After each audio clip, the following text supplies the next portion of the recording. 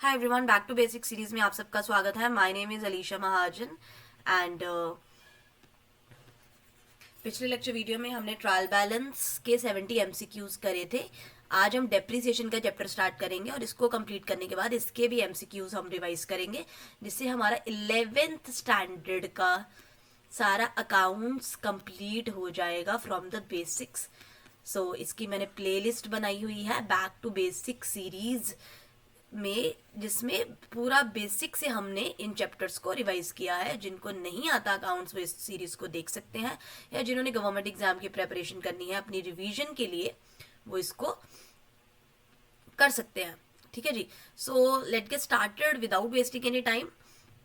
And जो लोग मेरे को पहली बार फॉलो कर रहे हैं, मैं आपको बता दूं, आप मेरे को टेलीग्राम पर भी अलीशा अकेडमी नाम से फॉलो कर सकते हैं। एंड अगर आपको कोई अकाउंट नहीं मिल रहा है या आपको पेड कोचिंग भी लेनी है या किसी भी तरीके की गाइडेंस लेनी है तो 8054481573 यहाँ पर व्हाट्सएप कर सकते हैं। ये मेरा व्हाट्सएप नंबर है।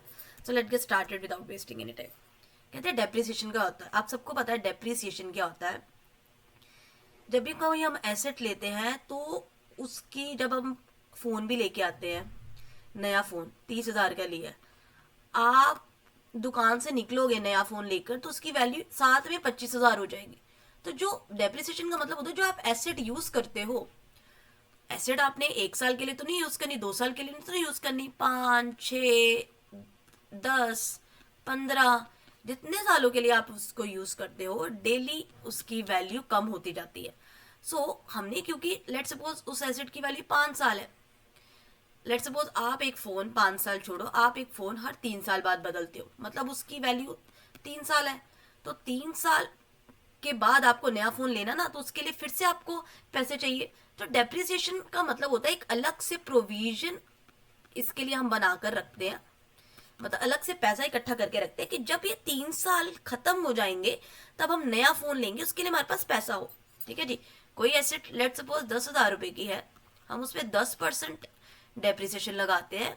2 मेथड होते हैं, मैं स्ट्रेट लाइन मेथड को पहले देखती हूँ, जिसमें हमारा 10% गया तो 10% कितना हो गया हमारा, यहाँ पर 100 रुपए हो गया।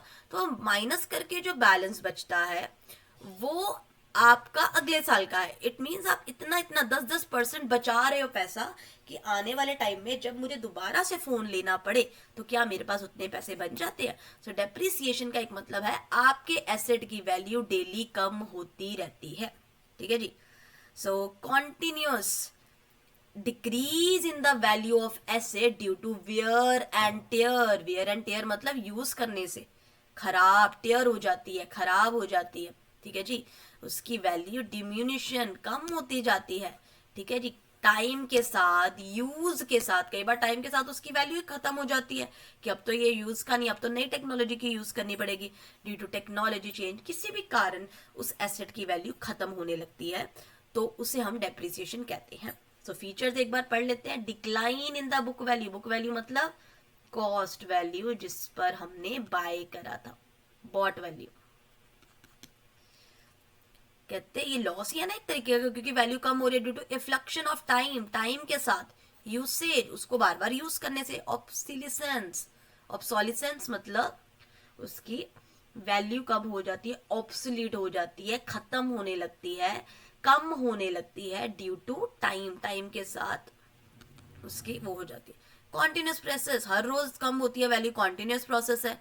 एक्सपायर्ड कॉस्ट, एक्सपायर्ड, खत्म हो चुकी है।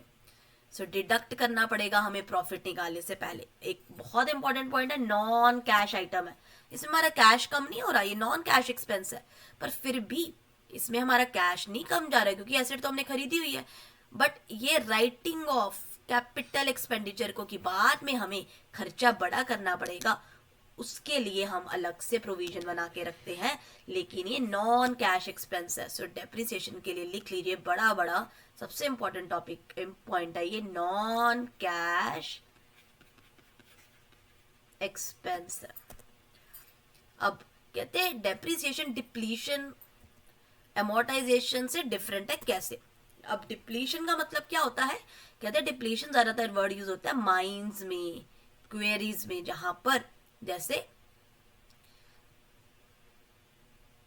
जैसे जब हम कोयला निकालते हैं माइन से, तो वो क्या होता है, decline in the value of mine, उस डिप्लीट हो रही है। अब डिप्लीट का मतलब क्या है, एक्सट्रैक्ट। जब हम कुएं में से कुछ निकालते जाएंगे, फॉर एग्जाम्पल आपके कुएं में 100 रुपया पड़ा है, तो आप रोज निकालते जाओगे तो वो खत्म हो जाएगा ना एक टाइम पे। तो डिप्लीशन का मतलब होता है, ज्यादातर ये माइंस इन सब में होता है जिसमें कोयला निकालते हैं कि इतना, क्योंकि 100 हजार साल बाद हमारा कोयला बन रहा है, ये बन रहा है, तो उनकी अवेलेबिलिटी रिड्यूस हो जाती है, उसकी वैल्यू कम हो जाती है, क्वांटिटी कम हो जाती है। तो डिप्लीशन में ज्यादातर हमारी क्वांटिटी के बारे में बात करते हैं। ठीक है जी। एमोर्टाइजेशन, अब एमोर्टाइजेशन का मतलब क्या होता है, जब टेंजिबल एसेट की वैल्यू कम होता है। टेंजिबल मतलब जिसे हम छू सकते हैं। टेंजिबल में आता है हमारा लैंड, मशीनरी, जिसको हम छू सकते हैं। जब इसकी वैल्यू कम होती है, ज्यादातर लैंड की एप्रिशिएट ही होती है, बट स्टिल मशीनरी ले लो या मिक्सर ग्राइंडर ले लो, लेट्स सपोज ये आपकी एसेट है, मिक्सचर ग्राइंडर।